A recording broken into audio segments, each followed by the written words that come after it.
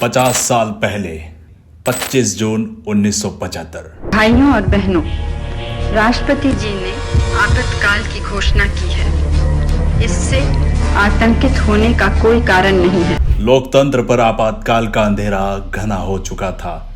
इंदिरा सरकार के विरोधियों के खिलाफ वारंट जारी हो चुके थे, गिरफ्तारियां हो रही थी, बड़े बड़े विरोधी नेता सलाखों के पीछे पहुंचाए जा रहे थे, जेल खानों में तब्दील हो चुका था, प्रेस पर पहरा बिठा दिया गया था, लोगों के संवैधानिक अधिकारों पर बेड़ियां डाल दी गई थी।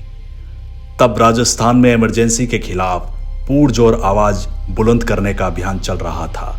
इमरजेंसी की काली अंधियारी रात को लोकतंत्र के उजियारे से हारने की उस मुहिम में कई नाम शामिल थे। पुलिस ने तो बहुत यातनाएं दी, ऐसी यातनाएं रोंगटा खड़ा करने वाली। लोकतंत्र की हत्या कर दी गई थी। दंगे के प्रचारकों को नाखून उखाड़े, बाल उखाड़े। यातनाएं भयंकर दी जाती थी तो बर्फ की शिला पर रात्रि को लेटाया जाता था और लोकतंत्र पे काला धब्बा लगा दिया गया था। एक बार तो ऐसा लगा कि पुलिस पकड़ लेगी, लेकिन बेड़ों ने हमको बचा दिया। इमरजेंसी के अत्याचारों को झेलने वाली हस्तियों से आज आप सुनने जा रहे हैं वो क्रूर कथा जो रूह कांपने वाली है। भारत की आत्मा को कैसे आपातकाल के दौर में कुचला गया। साल 1975 में 25 जून की मध्य रात्रि से 21 मार्च 1977 तक, यानी 21 महीने देश में आपातकाल रहा। आज़ाद भारत के इतिहास में ये सबसे अलोकतांत्रिक समय था।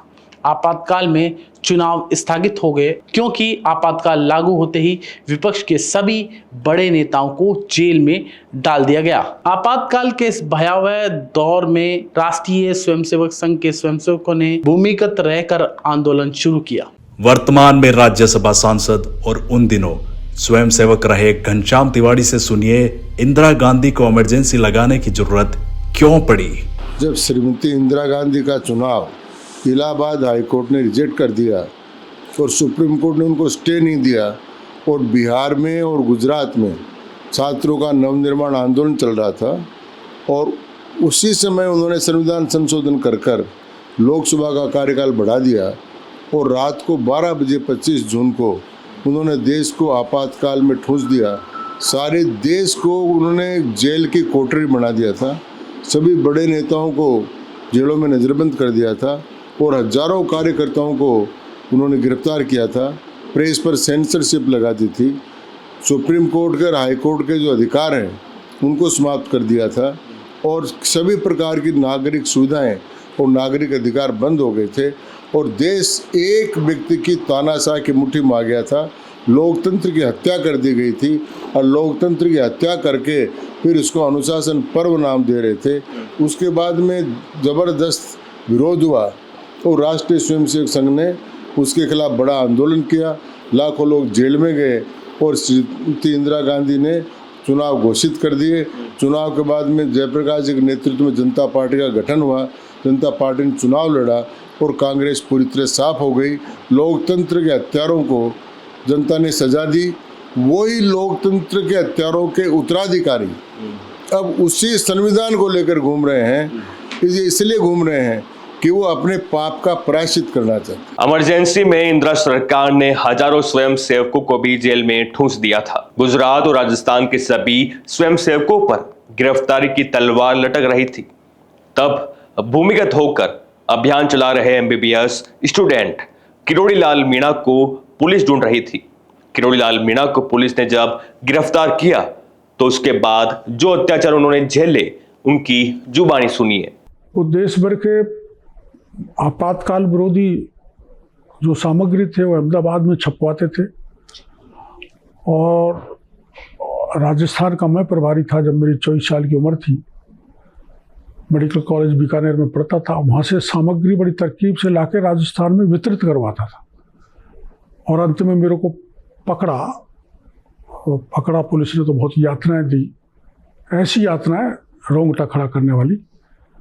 मैं कई बार बेसुध हो गया पिटाई के कारण, लेकिन मैंने न जगह बताई न प्रिंटिंग कराने वाले मोदी जी का नाम बताया। इमरजेंसी के दिनों में नरेंद्र मोदी का ये गेटअप था।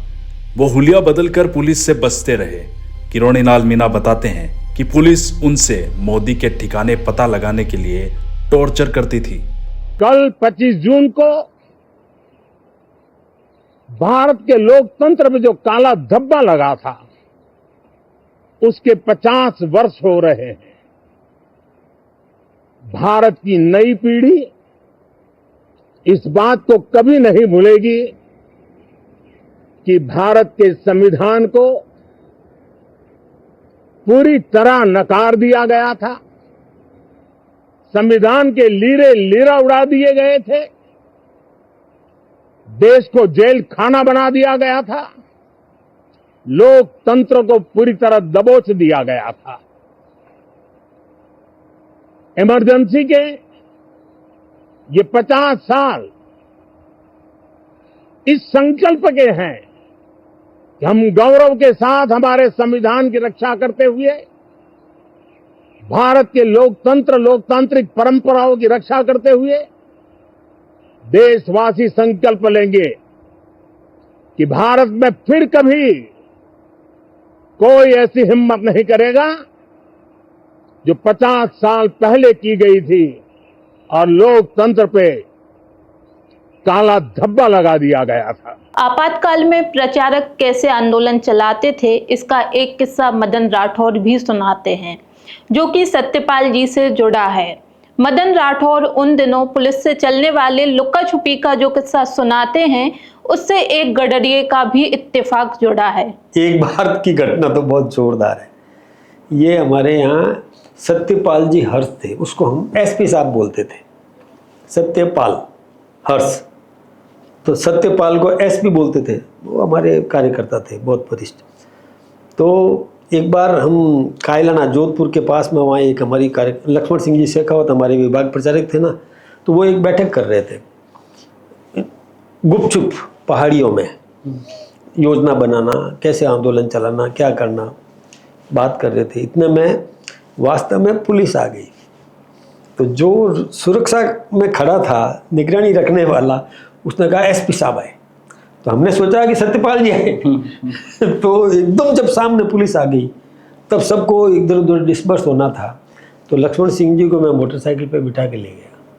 कहाँ ले गया? डूंगरपुर। कहाँ? जोधपुर से डूंगरपुर मोटरसाइकिल पे ले गया? मोटरसाइकिल पे। पुलिस कितना किलोमीटर होगा सर? ये तो करीबन 400 किलोमीटर। 400 किलोमीटर बाइक पे आप? 2 बार पेट्रोल भराना पड़ा। उस समय मेरे पास जावा थी, जावा हुआ करती थी पहले, ये भी बाद में आई। पहले जावा मोटरसाइकिल डबल सिलेंडर की थी। पुलिस पीछे आ गई। तो एक बार तो ऐसा लगा कि पुलिस पकड़ लेगी, लेकिन भेड़ों ने हमको बचा दिया। बीच में गडरिया वो पेड़े लेके आ गया, तो जीप पीछे रह गई। हम निकल गए, फिर गली वाला मतलब संकड़ी खेतों वाला रास्ता पकड़ करके हम निकल गए, तो हमको नहीं पकड़ा। वो एक बहुत बड़ा। कुछ स्वयंसेवक और प्रचारक पुलिस को चकमा दे रहे थे, तो कुछ को आरएसएस की तरफ से गिरफ्तारी देने के भी आदेश हुआ था। इनमें से एक थे राजेंद्र गहलोत। राजेंद्र गहलोत आपातकाल के जुल्म और ज्यादती की जो हकीकत सुनाते हैं, वो दिल दहलाने वाली है। जेल में तब आंदोलनकारियों से कैसा सुलूक हुआ था, सुनिए। मुझे आदेश मिला था 17 जुलाई को, आपको इमरजेंसी के खिलाफ अपनी गिरफ्तारी देनी है।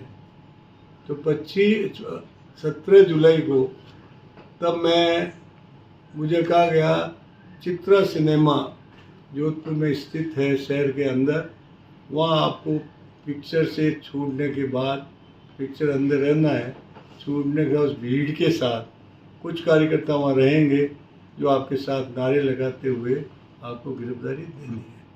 तो मैंने गिरफ्तारी दी, और देते समय मैंने कहा, सरफरोशी की तमन्ना हमारे दिल में है, देखना है जो कितने बाजुए कातिल में है। ये नारे के साथ मुझे पुलिस ने गिरफ्तार करके ले गई। और जब मैं गिरफ्तारी करके एसपी कार्यालय पुलिस लाइन में गया, तो वहाँ एक बालक घनश्याम डागा, जो सुबह पैम्पलेट वितरित करते हुए गिरफ्तार हो गया था, उसकी पिटाई हो रही थी। मैंने इस बालक को क्यों पीट रहे हो? तो मैं इसके साथ, उसको तो उन्होंने अलग कर दिया और मेरी पिटाई उन्होंने करनी शुरू की, जिसमें मेरे छाती के बाल, मेरे पैरों के नख, और इस तरह का उत्पीड़न किया, चाहे वो मैं ईश्वर की कृपा से मैंने सहन किया। उसके बाद मुझे जेल के अंदर ले जाया गया। जेल के सुपरडेंट ने कह दिया मरे हुए लोगों को हम जेल में नहीं लेते हैं, इसका इलाज कराओ और उसके बाद यदि डॉक्टरी रिपोर्ट आएगी तो उसके बाद हम देखेंगे। कुछ दबाव डाल के मुझे काली कोठरी में रखा गया। या मेरे साथियों को जो जेल में बंद थे मिस्सा में, उनको जब पता लगा तो उन्होंने आंदोलन अंदर भूख हड़ताल की, आंदोलन किया। कैदियों ने भी मेरा साथ दिया और मुझे फिर वापस मेरा इलाज शुरू किया गया और जनरल वार्ड में मुझे रखा गया। आरक्षण की बात कांग्रेस पार्टी कर रही है, संविधान की बात कांग्रेस पार्टी कर रही है। संविधान की जो बात करने वाले हैं उनसे मैं प्रश्न करना चाहूँगा कि 25 जून 1975 को याद करें, जिन्होंने कानून की हत्या कर दी गई थी, नागरिक कानून समाप्त कर दिए गए थे, बोलने का कानून समाप्त कर दिया गया, प्रेस का अधिकार समाप्त कर दिया गया। उन लोगों को कोई नैतिक अधिकार नहीं है कि वो अन्य लोकतंत्र की और अन्य संविधान की बात करें। जो संविधान को के प्रति श्रद्धा और सम्मान नहीं रखते हैं, उसकी पालना करने तक नहीं कर रहे थे। भारतीय जनता पार्टी संविधान का संरक्षण करेगी और आरक्षण और अन्य जो मुद्दे उठा रहे हैं ये बेबुनियाद है। यातनाएं भयंकर दी जाती थी। हमारे जैसे नसीराबाद के कार्यकर्ता थे, जब उनको पकड़ा तो बर्फ़ की शिला पर रात को लेटाया जाता था और क्या तुम्हारे नेता लोग कहाँ ठहरते हैं, किसी ने नहीं बताया। यहाँ तक कि कई लोगों के तो सिगरेट जो पी करके पुलिस वाले और उनके शरीर को लगाते थे और पूछने का प्रयास करते थे, परंतु एक भी कार्यकर्ता ने भेद नहीं खोला कि हमारे अधिकारी, हमारे कार्यकर्ता कहाँ। वो कहते थे तुम्हारे पत्र कहाँ छपते हैं, कोई भेद नहीं हो। तो ऐसी कई प्रकार की यातनाएं उस समय विद्यार्थी स्वयंसेवकों को दी गई। आपातकाल में आंदोलनकारियों पर होने वाले अत्याचार का एक अध्याय ज्ञानदेव आहूजा भी सुनाते हैं, जिन्हें भूमिगत रहने के दौरान पुलिस ने पकड़ लिया था। आपातकाल लगा 25-26 जून रात को और मैं उस समय राष्ट्रीय स्वयंसेवक संघ का नगर कार्यवाह अलवर था। मैं बचपन से स्वयंसेवक हूँ, 8 वर्ष का स्वयंसेवक बना श्री गंगानगर में। और हमारे साथ संघ कार्यालय राष्ट्रीय स्वयंसेवक संघ कार्यालय पर बैठे जिला प्रशासक हमारे माननीय गोपीचंद जी और हमारे और श्रीमान रामस्वरूप जी, जो भी समय वनवासियों का काम कर रहे हैं बांसवाड़ा में, वो भी साथ थे। वो उस समय नगर प्रचारक थे और हम लोगों को बैठे बातचीत कर रहे थे तो पुलिस का CID हमको देखने आया। और उसके बाद में आपातकाल के बाद राष्ट्रीय स्वयंसेवक संघ पर जो प्रतिबंध लगा तो हम लोग फरार हुए और मैं लगभग 1 महीना हम और अंडरग्राउंड भूमिगत अलवर में रहे। 1 अगस्त को मुझे गिरफ्तार किया गया बड़े विस्मय तरीके से, नाटकीय तरीके से, और एक कांग्रेस ने मुझे गिरफ्तार कराया। उसका नाम लेने की जरूरत नहीं है, नाम लेके प्रचार क्यों करें। मैं 1 अगस्त को सुबह 10 बजे अरेस्ट हुआ। आपके साथ प्रताड़ना की? और शाम को 8 बजे सदर थाना अलवर से और फरार हो गया चकमा देकर। उसके बाद मैं भूमिगत रहा तो मैं विभाग प्रचारक भरतपुर, उसके साथ में लोकतांत्रिक युवा मोर्चा, अखिल भारतीय विद्यार्थी परिषद, कई संगठनों का काम मुझे दिया गया। मैं भरतपुर रहा। भरतपुर में विभाग में भरतपुर, अलवर, सवाईमाधोपुर, धौलपुर, उसमें 4 जिले थे। बहुत अमानुषिक तरीके से, बहुत अत्याचारी तरीके से, आसुरी शक्ति से श्रीमती इंदिरा गांधी जब हार गई और इलाहाबाद हाईकोर्ट में श्रीमान राजनारायण जी थे जो सपा नेता थे, और उन्होंने आनंद फानन में आपातकाल लगाया। हमारे सैकड़ों संघ के अधिकारी, माननीय कार्यवाह, माननीय संघ चालक, माननीय प्रचारक, उनको गिरफ्तार किया।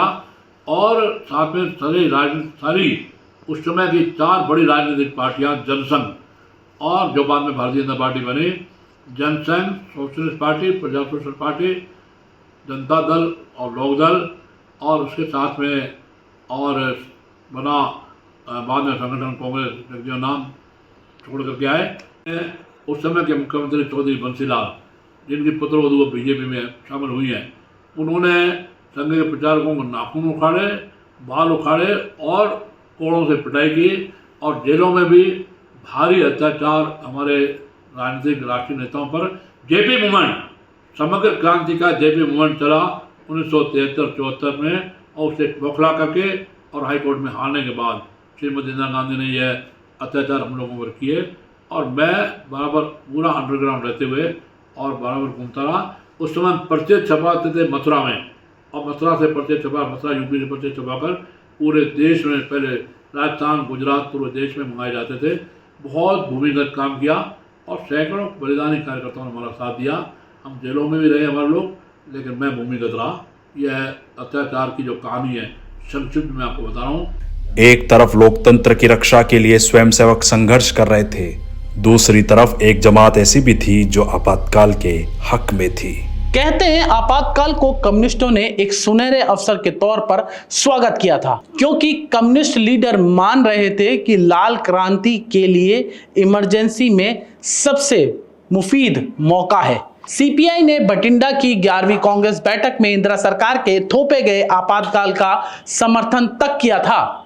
जबकि आपातकाल के दौरान नागरिकों पर जो प्रतिबंध लगाए गए वो असहनीय थे। आपातकाल में भाषण, सभाएं और संगठन की स्वतंत्रता खत्म कर दी गई थी। देश में यात्रा करने, संपत्ति बनाने और किसी भी नौकरी के अधिकार निलंबित कर दिए गए थे। नागरिकों को उन अधिकारों के जानने का अधिकार खत्म कर दिया गया था जिसमें उनकी गिरफ्तारी हो रही थी। सभी राजनीतिक दलों पर प्रतिबंध लगाए गए थे। 7 विदेशी संवाददाताओं को देश निकाला दे दिया गया था। 25 जून 1975 की आधी रात यानी इमरजेंसी लागू होने के साथ दिल्ली के बहादुर शाह जफर मार्ग की बिजली कट गई। यहाँ अखबारों के ज्यादातर दफ्तर थे। बिजली काटने की खबर इंदिरा गांधी के करीबी और पश्चिम बंगाल के मुख्यमंत्री सिद्धार्थ शंकर रे को मिली। सिद्धार्थ शंकर रे ने इस बारे में संजय गांधी से पूछा। संजय बिना कुछ बोले अंदर गए। थोड़ी देर बाद कमरे से बाहर इंदिरा आई। आंखें लाल और सूजी हुई थी। ऐसा लग रहा था जैसे इंदिरा काफी रोकर बाहर आई है। संजय और इंदिरा के रिश्ते की इससे भी सनसनीखेज कहानी है। वॉशिंगटन पोस्ट के पत्रकार और पुलित्जर प्राइज विजेता लुइस एम साइमंस ने एक इंटरव्यू में कहा कि एक डिनर पार्टी में संजय ने इंदिरा को थप्पड़ मारे, लेकिन ये कहानी इमरजेंसी के दौर में सेंसरशिप से दफन हो गई। पत्रकार कौमी कपूर ने भी अपनी किताब में द इमरजेंसी में संजय और इंदिरा की इस कहानी से जुड़े अफवाह का इशारा किया है।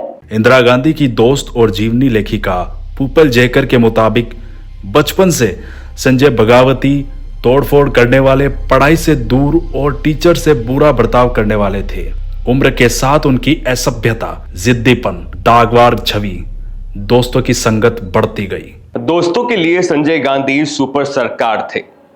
संजय की मर्जी दोस्तों की मनमर्जी की वजह थी। संजय को खुश करने के लिए दोस्तों की टोली कुछ भी कर सकती थी।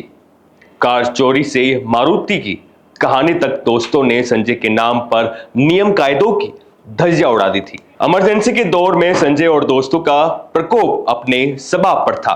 संजय गांधी की कोठरी में इंदिरा के निजी सचिव R.K. धवन, गृह राज्य मंत्री ओम मेहता, हरियाणा के मुख्यमंत्री बंसीलाल, सूचना प्रसारण मंत्री विद्याचरण शुक्ल, कमलनाथ, दिल्ली के तत्कालीन governor Kishan Chand, DDA chairman Jagmohan, Delhi के तत्कालीन मजिस्ट्रेट नवीन चावला के साथ साथ कई दोस्त थे।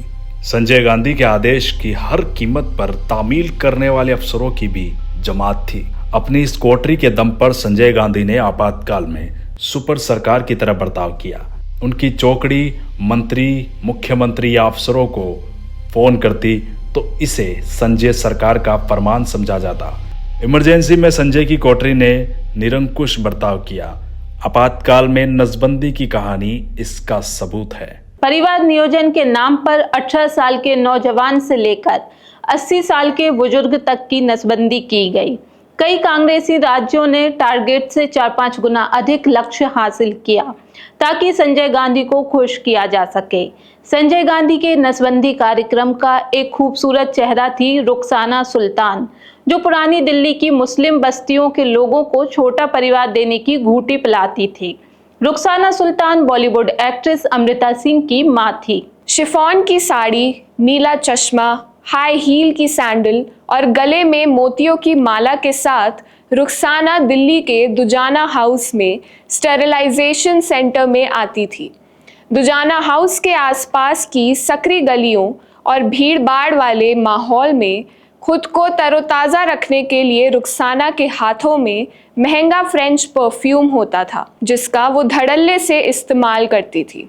इमरजेंसी का नसबंदी अभियान ऐसा था जो 1976 के केंद्र सरकार की नीतियों की धज्जियां उड़ा रहा था। स्वास्थ्य मंत्रालय लोगों को समझा बुझाकर हम दो हमारे दो के लिए प्रेरित करना चाहता था, लेकिन संजय को नतीजे चाहिए थे, वो भी पूरी रफ्तार के साथ। इमरजेंसी के दौर में लोकतंत्र के चारों खंभे ढह चुके थे।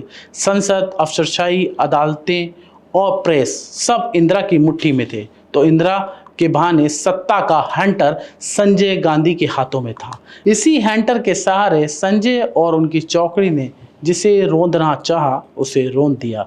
यही वजह है कि इमरजेंसी के दिनों में आज़ाद भारत इतिहास का काला अध्याय कहा जाता है। दिल्ली को सुंदर बनाने के नाम पर संजय गांधी ने बुलडोजर से रौंद दिया।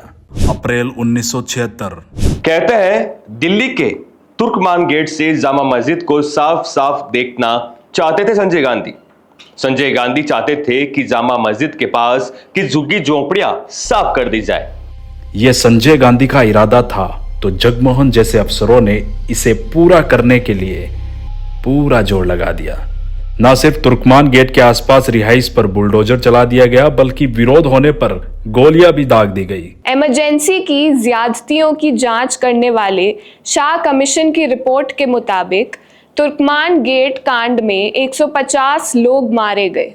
कुछ मिसालें ऐसी भी हैं जिनमें संजय गांधी की कार की रफ्तार धीमी होने पर मार्केट को तबाह कर दिए गए। क्या इंदिरा गांधी के बेटे होने की वजह से संजय की सनक ही हनक थी? संजय जो जायज नाजायज चाहते थे वो अफसरों से करवाते थे। ऐसी ही एक कहानी दिल्ली की सड़क की है, जो उस समय के दौर में दिल्ली को गुड़गांव से जोड़ती थी। उस समय संजय गांधी इस रास्ते को इस्तेमाल अपने फार्म हाउस जाने के लिए करते थे, लेकिन तब उस अंधेरिया मोड़ गांव में काफ़ी दुकानें थी, जिसके चलते सड़कों पर भीड़ भी रहती थी।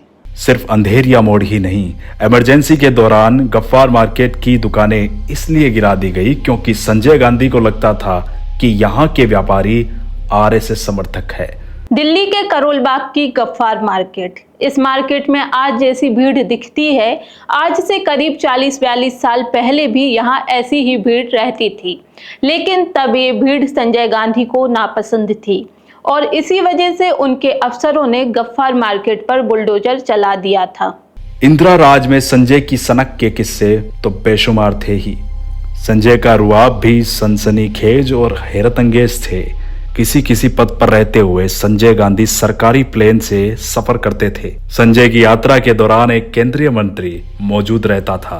एयरपोर्ट पर संजय गांधी के उतरते मुख्यमंत्री तीमारदारी में लग जाते थे। ये भी हकीकत है कि जब संजय गांधी 25-26 साल के थे, तब वो अपनी उम्र से दोगुने या तिगुने उम्र के मंत्री या मुख्यमंत्री को ठेंगे पर रखते थे। संजय की मर्जी मंत्री या मुख्यमंत्री के लिए सरकार का ऑर्डर होती थी, जिसे पूरा करने के लिए नेताओं में होड़ लग जाती थी। उस दौर में कांग्रेस राज्य के ज्यादातर मुख्यमंत्री संजय गांधी के हाथों की कठपुतली थे, जिसे संजय गांधी जैसे चाहते वैसे न चाहते। इमरजेंसी में इंदिरा राज का यही संजय गांधी चैप्टर कांग्रेस कभी याद नहीं रखना चाहती। इस काले अध्याय को इतिहास के पन्नों में बंद रखने की हमेशा कोशिश होती रहती है, लेकिन इतिहास खुद को दोहराता है और 25 जून की तारीख जब भी आती है, आपातकाल के क्रूर किस्से भारतीय जनमानस को झकझोर कर रख देते हैं। भारत के लोकतंत्र में जो काला धब्बा लगा था, उसके 50 वर्ष हो रहे हैं। भारत के संविधान को पूरी तरह नकार दिया गया था।